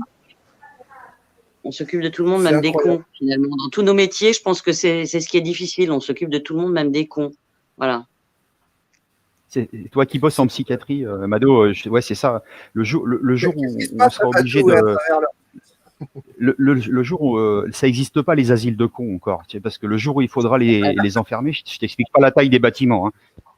Alors, nous, en psychiatrie, on dit qu'on peut faire quelque chose contre la psychose, contre la folie, mais on peut rien faire pour la connerie. Par contre, voilà, ça c'est une citation de Lacan. Lacan qui était très bizarre, qui était très farfelu, mais qui était un grand psychanalyste. Voilà. Par contre, les amis, je vais devoir me séparer de soit Mikou, soit le pompier, soit BBA ou soit Christophe, parce qu'on a une autre personne en attente. Comme Sébastien vient d'arriver, bien évidemment, lui, il a l'immunité, il ne quittera pas Koh-Lanta aujourd'hui. Mais par contre, on va séparer soit de Mikou ou de Christophe ou de BA ou du pompier. Comment qu'on fait? Je vais vous laisser ma place. Je laisse ma place. J'avais juste une deux choses à dire. À l'hôpital, on entend beaucoup. On nous dit beaucoup les héros et compagnie, ce qui a tendance à beaucoup énerver. Béatrice, c'est bon, tu peux rester. Parce que Christophe a l'air d'être parti, mais si jamais il souhaite revenir après, il reviendra après. On va écouter tout de suite Dos, bonjour. Dos, que fais-tu dans la vie? Salut mon petit Mike, comment tu vas? Ça fait un bail. Ça fait un petit bail que j'ai pas vu ta petite tête, elle m'a manqué. Bonjour tout le monde. Bonjour tout le monde. Non, moi je voulais réagir par rapport aux conneries qu'on entend à BFM, quoi. Toutes les informations, toutes les chaînes d'infos, de toute façon, là, elles sont tenues par le gouvernement qui doivent, en fait, tout simplement, c'est le gouvernement qui dicte les informations qu'ils doivent diffuser pour ne pas semer la panique, pour ne pas semer la terreur, pour ne pas faire peur à tout le monde. Mais croyez-moi, ce virus, il va faire un carnage. Un carnage, je vous assure. Et c'est pour ça que quand j'entends les chaînes d'infos, ça me désole. Ça me désole parce qu'en fait, ils nous informent pas. Ils nous informent pas. Aujourd'hui, on dit qu'il y a 35 000 personnes testées au coronavirus. Mais il y en a 10 fois plus qui l'ont. Il y en a 10 fois plus quand on voit qu'en Allemagne, on fait 500 000 tests par semaine. Nous, en France, on n'est même pas capable d'en faire 6 000. C'est grave. Il n'y a même pas de masque pour nos médecins. On est en train de tuer nos infirmières, nos médecins. Franchement, là, franchement, après le confinement, j'espère que les gens vont se réveiller. J'espère que les gens, là, ont pris conscience qu'aujourd'hui, on se battait pour quelque chose. Quand on se battait il y a encore 1 an ou il y a encore 3 mois, 4 mois, c'était pour nos soignants aussi. Ils n'avaient pas de moyens. Là, on le voit aujourd'hui. On s'en aperçoit aujourd'hui qu'il n'y a pas de moyens. Quand on voit que même les médecins, ils n'ont même pas de masque. Ils se disent non mais c'est grave. On livre des masques en Outre-mer qui sont moisis, qui sont pourris. Mais c'est aberrant de voir ça. Et ça, les gens, ils ne le savent pas. On n'en parle pas à la télé. Hein, comme cette nuit, apparemment. Et après, Edouard Philippe, il ose dire je n'accepte pas qu'on nous dise que nous sommes pas à la hauteur. Mais c'est ça qui est aberrant. Mais c'est ça qui est aberrant. Donc là, vraiment, le gouvernement, il est en train de montrer à tout le monde, et j'espère qu'ils le voient, les gens. Parce que malheureusement, je peux pas vraiment trop discuter à part en live. Et moi, j'aime bien aller au contact des gens dans la rue, mais là, on peut pas. On peut plus. Et j'espère que les gens ils s'en rendent compte de tout ça. J'espère qu'ils le voient, parce que franchement, c'est flippant. C'est flippant. Franchement. Aujourd'hui, si on serait en guerre, si on serait vraiment en guerre, et on est mort.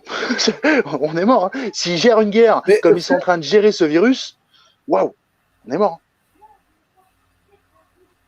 Ça, c'est sûr. C'est sûr. Mais est-ce qu'on doit tout simplement faire les choses par nous-mêmes? Arrêter, comme je disais hier, rester tous chez soi. C'est ce qu'ils font au Brésil. Mais de toute façon, je pense que c'est ce qu'il faut faire, hein. Sincèrement, protéger vos proches et rester chez vous. Parce que... Alors Sébastien nous dit c'est ce qu'ils font au Brésil. Est-ce que tu as vu, Sébastien, comment ça passe? Ouais, j'ai vu aux infos, enfin, après, voilà, que apparemment l'État, ils n'ont rien changé par rapport à la situation, sachant qu'il y a beaucoup de personnes qui sont atteintes du Covid-19. Et les Brésiliens ont pris la décision d'eux-mêmes de se confiner chez eux. Ouais, non, mais c'est très bien. C'est quand même hallucinant aussi qu'à côté de ça, vous avez des gouvernements qui ne donnent pas cette information aux gens de rester chez eux et de se confiner. Et, je regardais, je ne sais plus c'est dans quel pays aussi.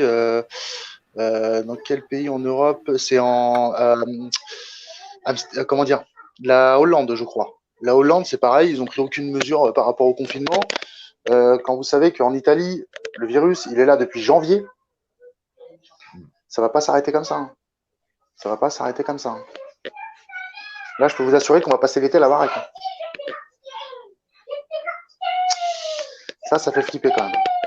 Maintenant, après, il y a une question aussi, le docteur Raoult, pardon. On est en train de le descendre, ce mec. Hein, tout ça parce qu'il a une allure de Gaulois, il a une allure... Mais putain, mais le mec, il est microbiologiste, il travaille dedans depuis plus de 50 ans, il travaille avec ces molécules-là depuis plus de 40 ans. Comment on peut pas lui faire confiance? J'ai écouté Idriss Abderkane. Vous connaissez Idriss Abderkane? J'adore ce mec. C'est quelqu'un de très, très calé. Le mec, il a eu son doctorat à l'âge de 17 ans, il a un bac+10. Bref, il disait, c'est comme si vous rouliez en ambulance et on vous reprochait d'avoir mordu une ligne blanche alors que vous avez quelqu'un qui est en train de mourir derrière, quoi. Mais putain, mais faites-lui confiance. Faites-lui confiance à ce mec-là. Je comprends pas. Je comprends pas. Franchement, là, c'est parce qu'à mon avis, derrière, il y a une histoire de pognon avec les lobbies. C'est juste ça. Hein. C'est ça, c'est tout simplement ça. Le truc, c'est Big Pharma contre Hippocrate. Voilà, c'est ça. C'est ça. C'est ça. C'est ça. Big Pharma contre Hippocrate, c'est exactement ça. Peut-être qu'ils nous aident le vaccin. Alors, les amis. Ouais. Mike, je vais devoir y aller, tonton, parce que le réseau, c'est une catastrophe. J'entends la moitié des choses. Ok, merci Mikou. Au revoir le plus bref. Merci à toi, Mikou, d'être venu, d'avoir donné de ton temps, d'avoir donné de ta parole. Il nous reste, les amis, 14 minutes ensemble. Donc, si on avait des conseils, des astuces à donner avant de finir, ça serait quoi pour vous, pour le bien? Seb le pompier.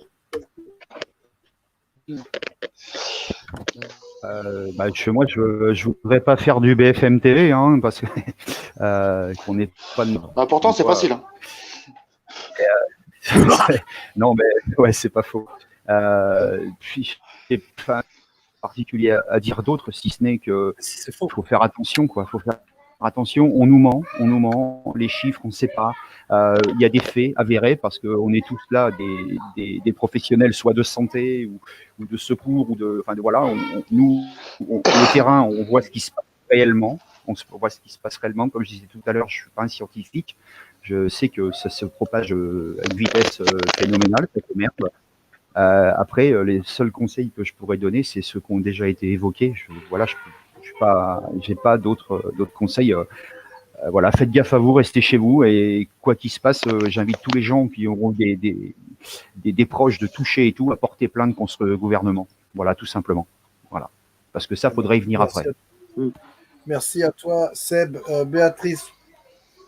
Moi, ce serait, évidemment, ceux qui peuvent de rester chez eux, ceux qui ne sont pas obligés d'aller travailler, mais tout en pensant, ceux qui sont confinés, pensez à l'après, c'est-à-dire, moi, j'ai envie de dire, restez chez vous, mais pensez bien à sortir de chez vous quand il faudra sortir et aller manifester, voire plus, notre colère.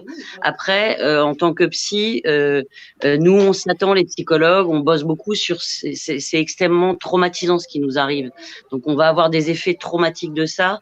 C'est de pouvoir aussi décrocher des réseaux sociaux, de la télé, et de faire des petites choses simples de la vie pour décrocher un peu de cette angoisse qui est permanente. Voilà, en tant que psy, moi, c'est ce que je conseille à mes patients, c'est surtout de pas trop regarder la télé. Déjà, je leur dis souvent de pas trop regarder la télé, mais particulièrement en ce moment, s'informer un minimum, aussi décrocher des réseaux sociaux et faire des petites choses de la vie du quotidien pour retrouver un peu de légèreté et puis pas être tout le temps angoissé, parce que nous, ce qu'on voit, c'est beaucoup de gens, et ça, c'est les gens, c'est monsieur tout le monde qui est extrêmement angoissé. Et puis après, sortez avec nous, restez chez vous et après sortez avec nous. Ça aussi, c'est un virus, Mado, t'as raison, l'angoisse. Ouais, tout à fait. Ouais. Ça va être terrible après, ça va être terrible après, on va avoir des effets aussi après. Moi, j'ai juste un conseil à donner. Si vous avez des proches qui sont vulnérables, créez-leur un compte au Drive. Ils font leurs courses, vous leur ramenez leurs courses. Faut pas que nos aïeuls sortent. Nos aïeuls, faut qu'ils restent à la maison. Il faut, même si jamais vous avez une voisine, un voisin qui va chercher tous les jours sa baguette de pain, mais dites-lui, mais vas-y, si tu veux ta baguette de pain, je vais te la chercher, moi. Tu vois, je suis moins vulnérable que ces personnes-là, par exemple. Je serais plus amené à aller chercher sa baguette de pain et à lui déposer devant la porte plutôt que le laisser y aller. Et voilà, c'est des petits trucs comme ça qu'il faut faire, je pense, pour sauver nos aïeuls. Franchement, après, je suis pas à l'abri de l'attraper, je suis pas un surhomme. mais je pense que je pourrais plus y faire face qu'une personne qui a 60, 65 ans, 70 ans, qui a des pathologies, forcément, puisqu'il a, il a forcément des pathologies, des faiblesses. Voilà, si jamais vous savez que vous n'êtes pas, comment dire, vous n'avez pas fait aider votre voisin, si jamais il a besoin d'aide, voilà, faut vraiment arrêter. Moi, je demande tous les jours à mon père pour qu'il reste chez lui, quoi. Voilà, c'est comment dire, c'est pas facile parce que vous savez, nos anciens, ils ont des habitudes. C'est leur seule petite sortie du matin, aller chercher leur baguette de pain, tout ça. C'est des habitudes auxquelles ils n'ont pas envie de s'arrêter et c'est dangereux pour eux. C'est sûr. Donc, voilà. Merci Dos. Sébastien, toi? Bah moi, je voulais avoir une petite pensée aussi pour les personnes qui sont dans les EHPAD et qui leur seul déplacement de la journée, c'était de manger tous ensemble et qui maintenant ils sont obligés de rester dans leur chambre et qu'on laisse seuls comme ça. Je trouve ça que c'est bien triste. Donc Alors, je voulais avoir une pensée pour eux. Ouais, alors je vais tout de suite y revenir juste avant que je l'oublie. Lundi, droit de retrait des routiers. Donc les routiers, apparemment, dès lundi, auront le droit de retrait. Et effectivement, Sébastien, c'est une très belle pensée pour ces personnes âgées qui se sentent seules par moment là-dedans, à part se retrouver lors de repas ou d'activités. Mais là, ils sont enfermés dans leur chambre. Ça doit être très difficile pour eux. C'est une très belle pensée que tu as eue, Sébastien. Je vais lire quelques petits messages. Et n'oublions pas les personnes seules qui vivent dans un 22 mètres carrés. Oui, mais bon, le confinement à la maison reste la meilleure solution que d'être confiné. Alors moi, si j'avais mon mot à dire, ça serait que chaque Français reste chez eux. Qu'on paralyse le pays, qu'on fasse désert, qu'on laisse la nature reprendre ses droits et qu'on attende qu'ils trouvent une véritable solution et tout ira bien. Parce que c'est pas en envoyant des gens aller travailler dans les usines Amazon ou autres, à prendre les bus, à aller voyager de ville en ville pour retransmettre le virus de ville en ville, de région en région. Je trouve que le gouvernement doit être impartial et bloquer le pays, c'est-à-dire que chaque personne reste dans sa région et qu'on attend que ça change. Et il y a une autre chose, voilà, une truc que j'avais oublié depuis tout à l'heure, excusez-moi. Comment ça va se passer pour les gens qui ne vont pas travailler, qui ont leur loyer à payer, leurs factures à payer? Comment ça va se passer si ça dure 1 mois, 2 mois? Comment ça se passe? Ça va être chaud. Ça va être très chaud. Après, ouais, parce que moi, par exemple, j'ai reçu un message de mon opérateur me disant que je ne paierai pas ce mois-ci ma facture, que je n'ai pas à payer. Alors, je ne sais pas pour vous. Non, j'ai pas eu de message comme ça. T'as un bon opérateur, c'est bien. C'est Bouygues. C'est bien, s'ils ne prélèvent pas les factures, c'est vraiment un geste sympa. Mais bon, après, à côté de ça, je pense aussi qu'il y a un truc qui me répugne. C'est la cathédrale Notre-Dame quand elle a brûlé là. Hein, on a sorti des millions et des milliards. Et là, qu'est-ce qu'ils attendent tous les riches pour sortir des millions et des milliards pour la recherche, ou tout simplement pour. Putain, je comprends pas.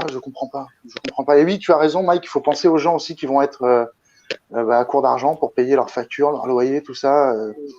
Ça va être compliqué. Hein. Ça va être compliqué. Hein. Moi, par exemple, il y a des entreprises qui sont très cool. Ouais, très cool. Moi, par exemple, je prends mon cas, encore une fois, mon entreprise, elle me paye à 100%. Donc, je pense que toutes les entreprises, les grosses entreprises aujourd'hui, pourraient le faire, ça. Attendez, payer tout le monde à 100%. Qui vont dire que je raconte de la merde. Alors, attends. Parce qu'il y en a qui disent, moi, je ne l'ai pas reçu. Alors, attendez, je vais vous le lire. Bouygues, regardez. Je ne sais pas si vous voyez. Alors, attendez, il faut que je cache là le numéro de téléphone.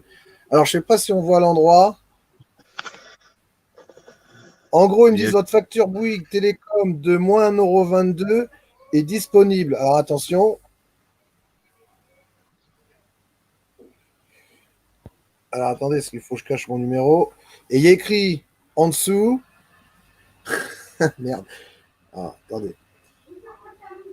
Le temps que tu retrouves, Mike, en fait, il y a le gouvernement qui avait fait une annonce là, justement comme quoi pour les personnes isolées et tout ça, aussi bien les lignes fixes que les lignes de portable, que les factures qui n'étaient pas payées seraient reportées à la fin avril. Et ils ne couperaient pas les lignes. Voilà. Et regardez. Je vous montre que je ne vous montre pas.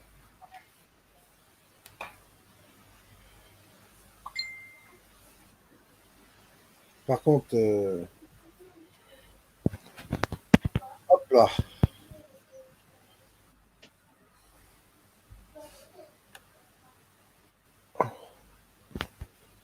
Vous voyez? On voit rien, Mike. Consultez-le Rien à dans régler. votre espace client. Ah ouais, vous n'aurez rien à régler. Vous n'avez rien à régler.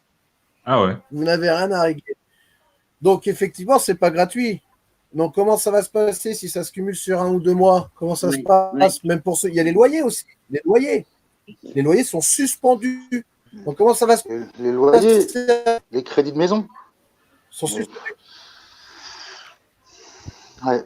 Là, franchement, c'est une très bonne question, Mike, et je pense qu'il faudrait des gens calés sur le sujet pour y répondre parce que c'est tellement étonnant que forcément, la deuxième... ça va susciter des...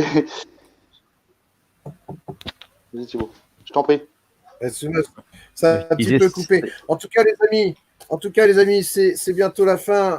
Merci à vous d'être venus. On essaiera d'en faire un peu plus régulièrement pour voir comment ça se passe au niveau de l'évolution.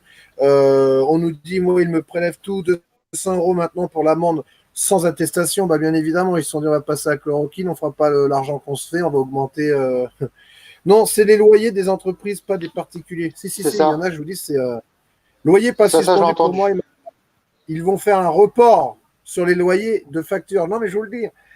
Faudra tout rembourser, les loyers ne sont pas suspendus. Bah, renseignez-vous, il y en a certains, les loyers sont suspendus. Moi, Mike, c'est vrai que j'avais entendu qu'ils enlevaient tous les loyers des entreprises, tous les crédits étaient décalés de quelques mois pour les entreprises. Après, pour les particuliers, je ne sais pas. Non, ça dépend de vos bailleurs après. Loyer suspendu juste pour les entreprises. Bah, il faudrait qu'on soit mieux informés alors, parce que je vous le dis que j'ai vu que c'est dans les débuts, ils ont dit que les loyers des particuliers seraient suspendus. Je l'ai vu, je suis pas ouf. C'est possible. Les loyers, c'est possible, Mike. T'as sûrement raison. Les loyers, électricité, gaz suspendus pour les PME, pas pour nous, nous dit-on. Vital gratuit, le Vital gratuit, les surplus payants. Je sais, c'est radical. Loyer pour les entreprises, des entreprises pour les particuliers. Bah, écoutez, il faudrait se renseigner. Alors peut-être que je me suis trompé, mais il me semble que les loyers seront suspendus parce que si les gens peuvent pas les travailler, comment ils vont payer leur loyer? C'est peut-être. On va s'endetter. Ça se passe comment? Parce que on voit pas la chose, parce qu'il y en a qui ne peuvent pas aller travailler. Donc il y en a qui vont se mettre en arrêt, il y en a qui vont être moins payés. Comment ça va se passer pour les mois d'après? Donc je sais pas. Il y a une question aussi, c'est concernant. En ce qui concerne. Pardon, vas-y. Vas-y, Thibaut, je t'en prie. Thibaut. En ce qui concerne les loyers. En ce qui concerne les loyers, rapidement, c'est peut-être tous. Je suis pas sûr. Après, au niveau des particuliers, vraiment, faut voir avec vos bailleurs. Par contre, c'est peut-être le cas pour tous les offices publics HLM et les choses comme ça. Mais en ce qui concerne le particulier, à qui tu loues ta petite baraque ou machin, là, je sais pas. Hein. Ah, je sais pas du tout. Il y a un truc aussi, moi, qui m'a fait halluciner, c'est le prix du gasoil, quoi, le prix des carburants. Maintenant qu'on peut plus sortir, le truc, il est à 1,10 €, quoi.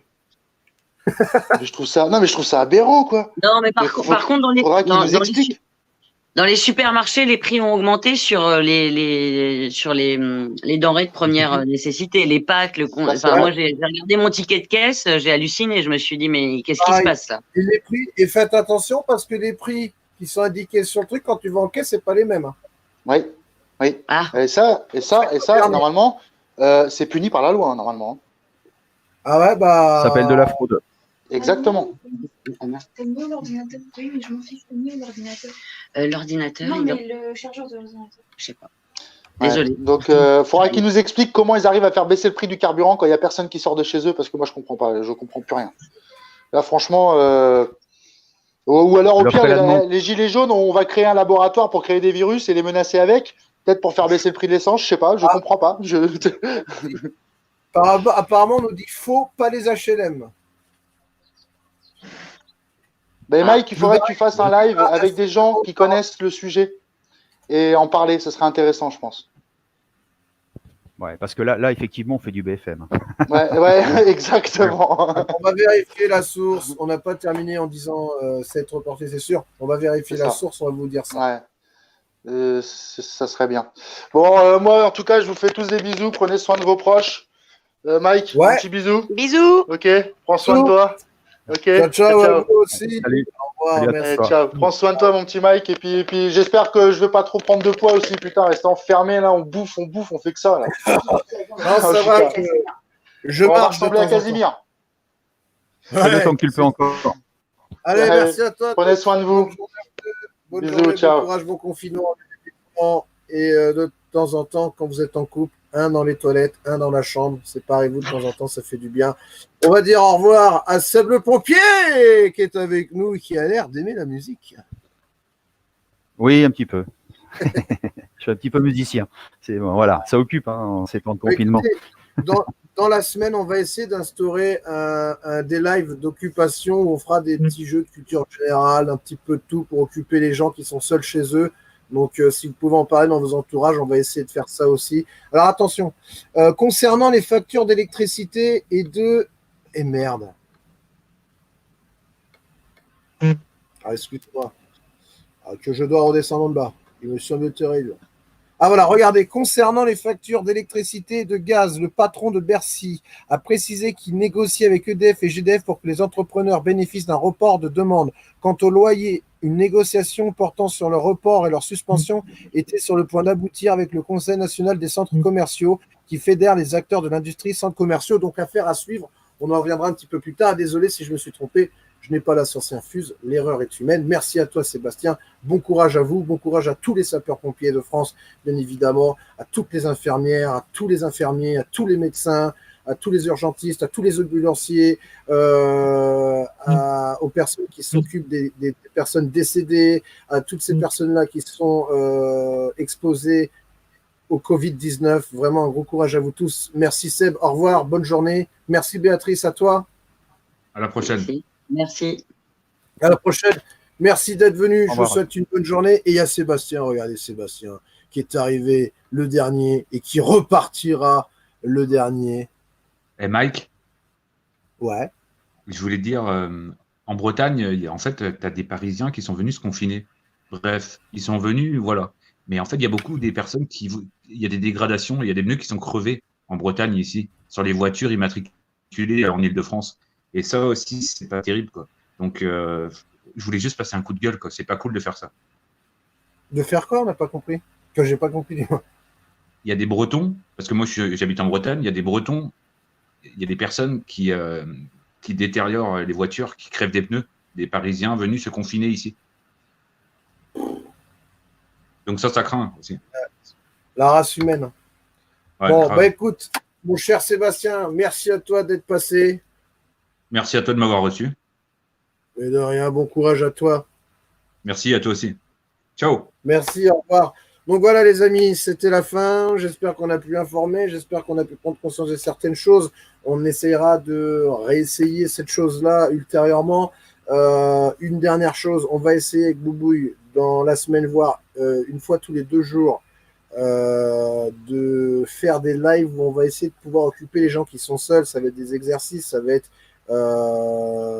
des petits jeux concours, des petits trucs comme ça pour occuper les personnes qui sont chez elles seules. Donc n'hésitez pas à en parler dans votre entourage pour que les gens puissent s'occuper, si on peut les divertir, que de regarder toujours les mêmes choses à la télé ou entendre Corona toute la journée. On donnera la parole, on fera plein de petites choses comme ça.